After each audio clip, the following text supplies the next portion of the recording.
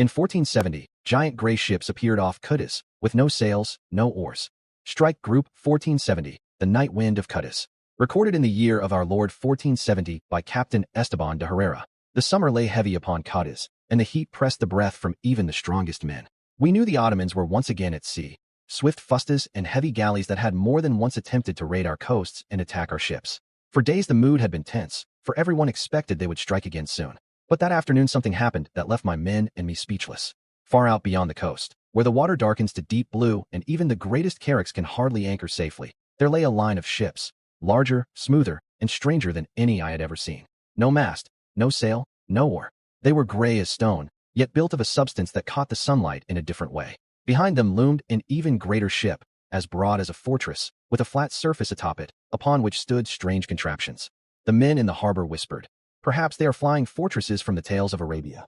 I only knew that such ships had never been sighted in our waters. Just before sunset, several small boats left one of the middle gray giants, swift as the wind, without sails, without oars, but with a thundering sound that rolled across the water.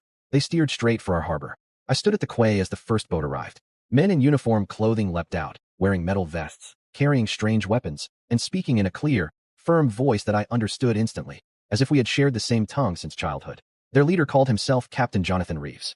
He spoke briefly, but with a calm I admired. He said their fleet had seen our plight. By night, they could track the enemy's ships and prevent them from attacking. How? He did not reveal, only that we could rely on their aid. Together we drank a dark beer from thin-walled cups, sparkling and cool, though no ice was in sight. Night fell quickly, and I led out a small convoy. 2 merchantmen and my carrack as escort, and somewhere in the distance, invisible in the darkness, lay the gray fleet. The wind was still, the water smooth as oil. Then it happened. First came a distant rumble, like thunder over the mountains, yet no lightning split the sky. Suddenly, bright flashes flickered far out, and where they touched the horizon, black smoke rose into the night. The rumble grew louder, now joined by a deep droning that one felt more in the chest than in the ears. Shadows moved across the sky, great, dark shapes with blinking lights that glided over the water until a sharp, sudden flash beneath them lit up the sea, and an enemy ship burst into flames. Some attackers vanished in a single fireball, others shattered and sank before they could even set their oars to water. We were hardly in danger, and yet my heart felt as though caught in a vice. I knew, if this power were ever turned against us, we could do nothing. In less than an hour the sea lay quiet. Only the crackle of burning wrecks remained. Not a single Ottoman ship was left. Closing words from my logbook.